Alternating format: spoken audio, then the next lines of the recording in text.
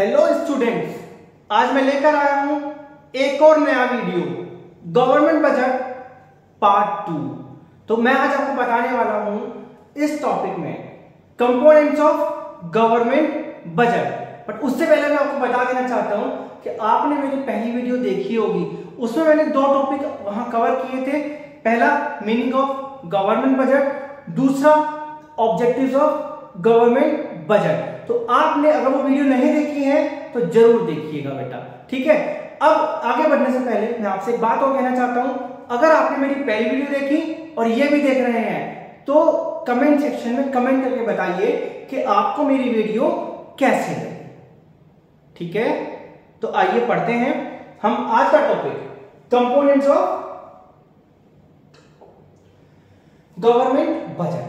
अब भाई देखिएगा, गवर्नमेंट जो है वो, मैं जैसे कि मैंने आपको डेफिनेशन बताया था कि गवर्नमेंट ना एस्टिमेट बेसिस पे बनाती है। गवर्नमेंट अंदाजा लगा लेती है कि भाई कितना पैसा उसके पास आ जाएगा और कितना पैसा उसको खर्च करना है इस साल के अंदर। तो वही हम बात करेंगे आज कि कंपोनेंट्स। तो कंपोनेंट्स होते क्या हैं? तो भाई हम बात करेंगे कि गवर्नमेंट यहां बताती है अपने दो कंपोनेंट्स, एक बजट रिसिप्ट्स और बजट एक्सपेंडिचर।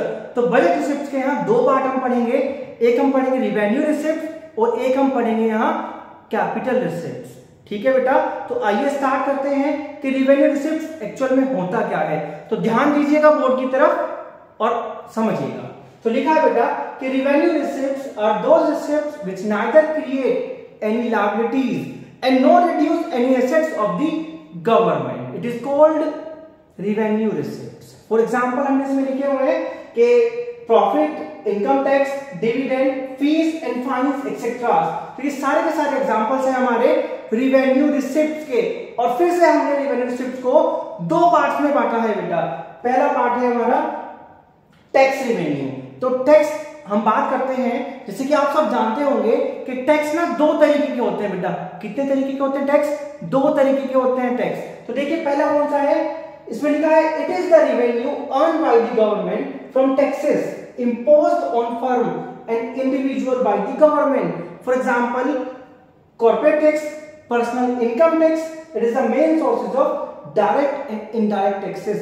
तो यहाँ पर हमारी गवर्नमेंट हम लोगों से different types of taxes collect करती है, जिसमें होगा डायरेक्ट टैक्सेस और इनडायरेक्ट टैक्सेस। मन में क्वेश्चन आ रहा होगा बेटा कि सर ये डायरेक्ट टैक्सेस क्या होते हैं, इनडायरेक्ट टैक्सेस क्या होते हैं। तो मैं बताने जा रहा हूँ बेटा कि डायरेक्ट टैक्सेस वो टैक्सेस होते हैं, मतलब जो पैसे कमाएगा वही पेमेंट करेगा।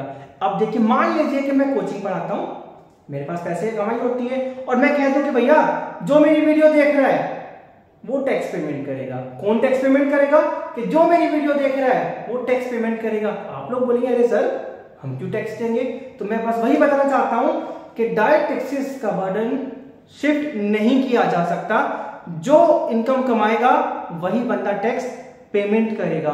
आगे बढ़ते हैं, इसकी डेफिनेशन की तरफ। लिखा है it is paid by the person whom it is legally imposed. It is tax which is charged on income and wealth of person.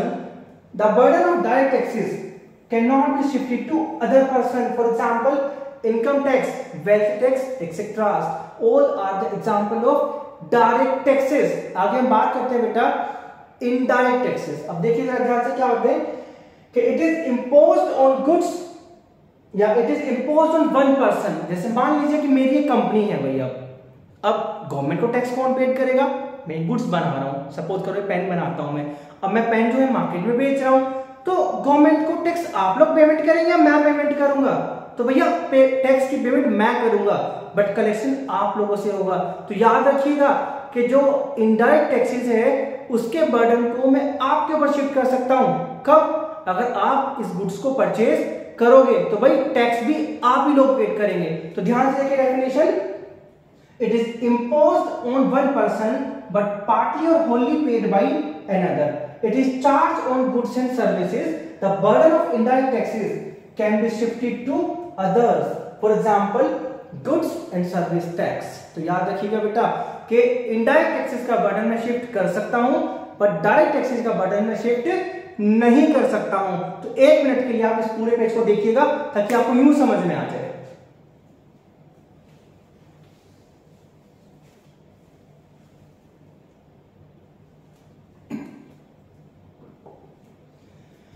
ठीक है, अब मैं आगे बढ़ता हूं। आगे बढ़ने से पहले एक बात बता देता हूं बेटा, ये जो नॉन टैक्स रिवेन्यू है ये हमारे एग्जाम के लिए 3 मार्क्स के लिए इंपॉर्टेंट है। आपको कुछ टॉपिक दे दिए जाएंगे और आपको पहचानना होगा कि ये टैक्स रिवेन्यू है या फिर नॉन टैक्स रिवेन्यू है। ध्यान से मेरी बात सुनना कि क्वेश्चन क्या पूछेगा आपसे कि ये टैक्स रिवेन्यू है या फिर नॉन टैक्स रिवेन्यू है। तो आइए मैं बताता हूं कि नॉन टैक्स रिवेन्यू होते क्या हैं। तो आइए बोर्ड की तरफ देखिए क्या लिखा है कि it is the revenue of the government which they receive from sources other than taxes. बेटा these are the income which the government get in the form of interest, dividend, profit. It is not a compulsory payment. हमने बताया कि ये जो income है ना भाई, देखिए गवर्नमेंट अपनी कंपनी भी चला रही है, गवर्नमेंट ने कहीं पैसा भी दे रखा है, इंटरेस्ट भी कमाती है, बट हम ये नहीं मान सकते कि ये गवर्नमेंट के परमानेंट सोर्स ऑफ इनकम है। क्यों भाई, क्या गवर्नमेंट को लगातार कोई भी कंपनी गवर्नमेंट की आपने देखा होगा कि प्रॉफिट कमा के दे रही है? तो मैं कहता हूं बिल्कुल भी नहीं देती भाई। इंडिया में गवर्नमेंट की जो कंपनी है वो प्रॉफिट अर्न नहीं कर पा रही है सभी के सभी। तो आइए देखते हैं उसके कंपोनेंट्स क्या हैं।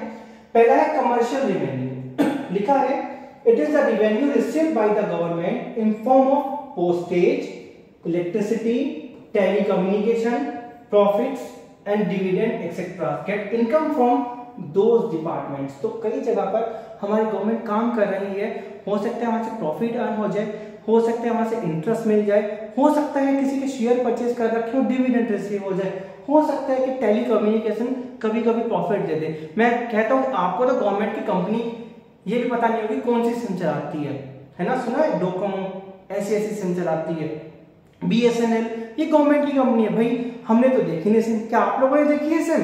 मैं कहता हूं बिल्कुल भी नहीं देखी होंगी भाई।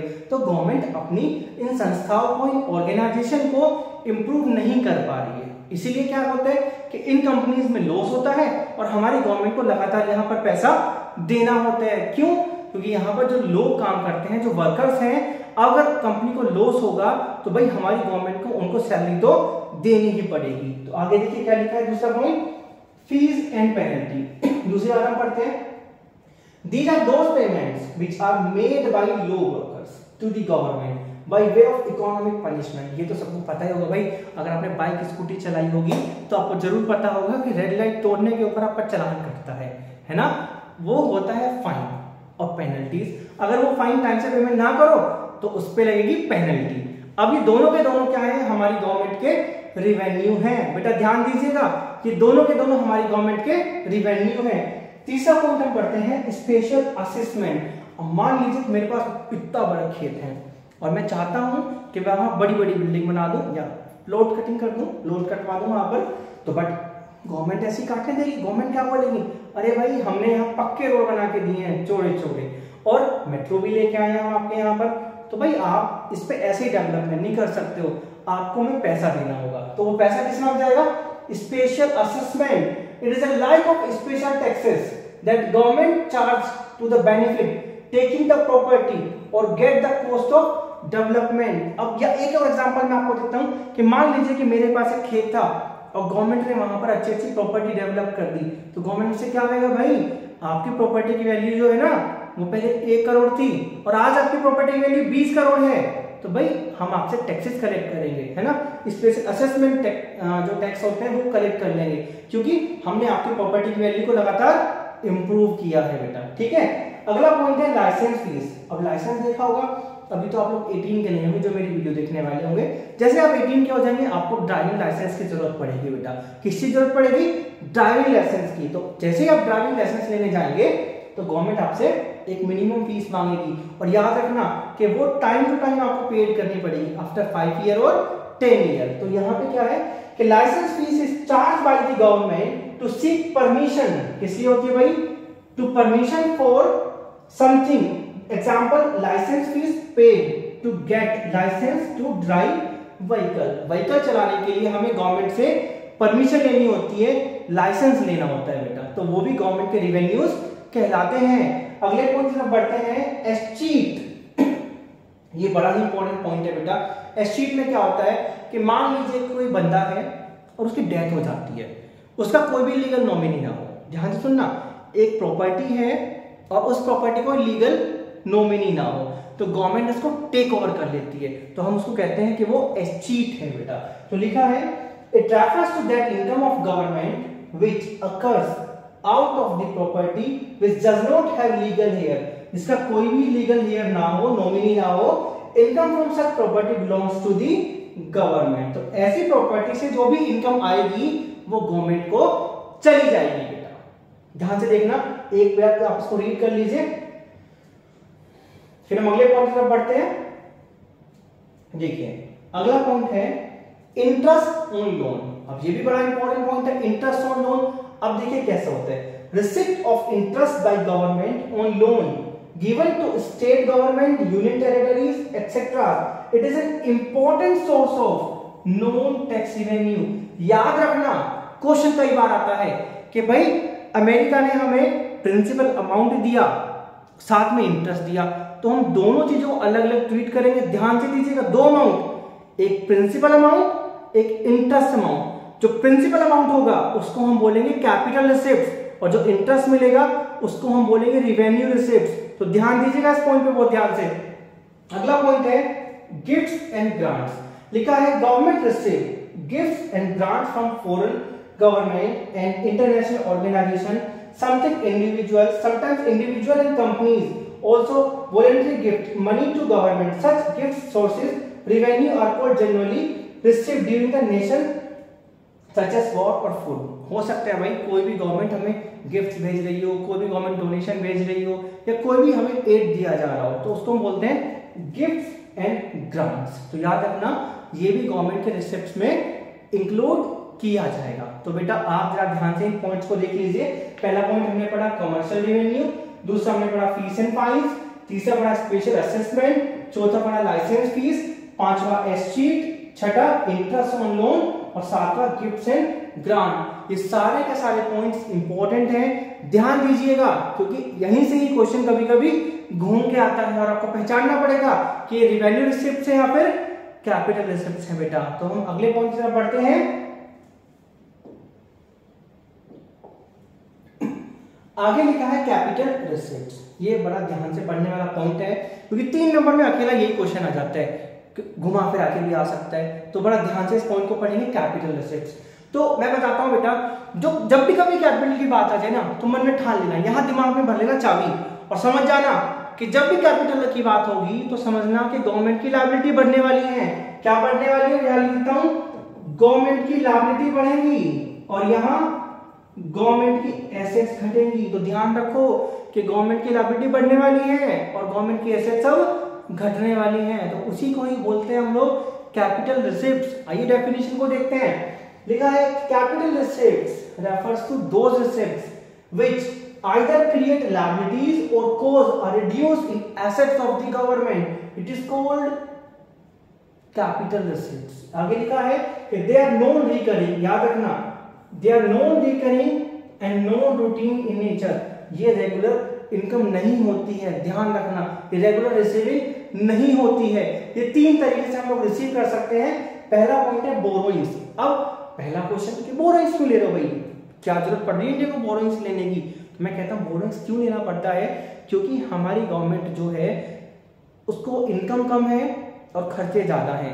तो जो उसने खर्चे का एस्टिमेट बनाया है उसको पूरा करने के लिए हमारी गवर्नमेंट को लोन लेना पड़ता है बेटा। ध्यान दीजिएगा, क्या लेना पड़ता है, लोन लेना पड़ता है। तो देखिए लिखा है कि fund raised by the government from borrowing are treated as capital receipts. This fund borrowed from open market से लिया जा सकता है, आरबीआई से हो सकता है, फॉरेन गवर्नमेंट से हो सकता है, etcetera, which may create liability for the government. And government borrowed fund if government expenditure, ध्यान दीजिएगा, government expenditure is more than government receipts, तभी हमारी गवर्नमेंट जो है वो लोन लेगी जब उसके खर्चे ज्यादा होंगे उसकी रिसिप्ट से। दूसरा पॉइंट हम बात करते हैं डिसइन्वेस्टमेंट की। ध्यान दीजिएगा फिर से, डिसइन्वेस्टमेंट लिखा है कि government raise fund from disinvestment is means selling of shares to private sector. Disinvestment also treated as ownership transfer from public sector to private sector.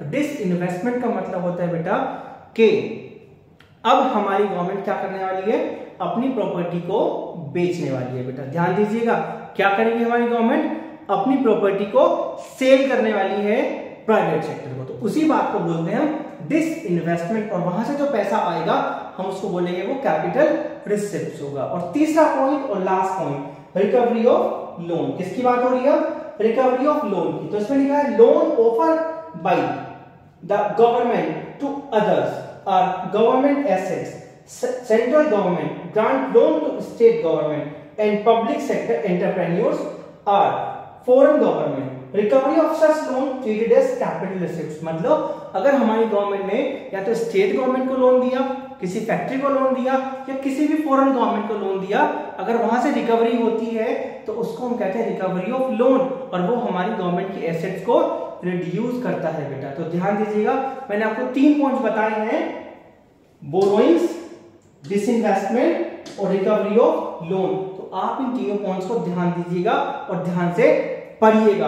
आगे मैं आपको बताने वाला हूं कि बजट एक्सपेंडिचर्स के 2 पार्ट्स होते हैं बेटा। कौन कौन से पार्ट्स होते हैं, बजट एक्सपेंडिचर्स के 2 पार्ट्स होते हैं। पहला है रिवेन्यू एक्सपेंडिचर और दूसरा है कैपिटल एक्सपेंडिचर। तो रिवेन्यू एक्सपेंडिचर के बारे में अगर मैं बात करूं तो हमारी government day to day life में जो पैसे खर्च करती है, डे टू डे एडमिनिस्ट्रेशन में जो पैसा खर्च करती है, हमारी गवर्नमेंट स्कॉलरशिप दे रही है, हमारी गवर्नमेंट ओल्ड एज पेंशन दे रही है ना, राशन बंटवा रही है, तो ये सब क्या है हमारा रिवेन्यू एक्सपेंडिचर। तो याद रखना बेटा, ये जो रिवेन्यू एक्सपेंडिचर होता है ना, ये ना तो गवर्नमेंट की एसेट्स को बढ़ाता है और ना ही गवर्नमेंट की लायबिलिटीज को कम करता है। तो मैं किस टॉपिक की बात कर रहा हूं, यहां लिख रहा हूं, मैं बात कर रहा हूं रिवेन्यू एक्सपेंडिचर की।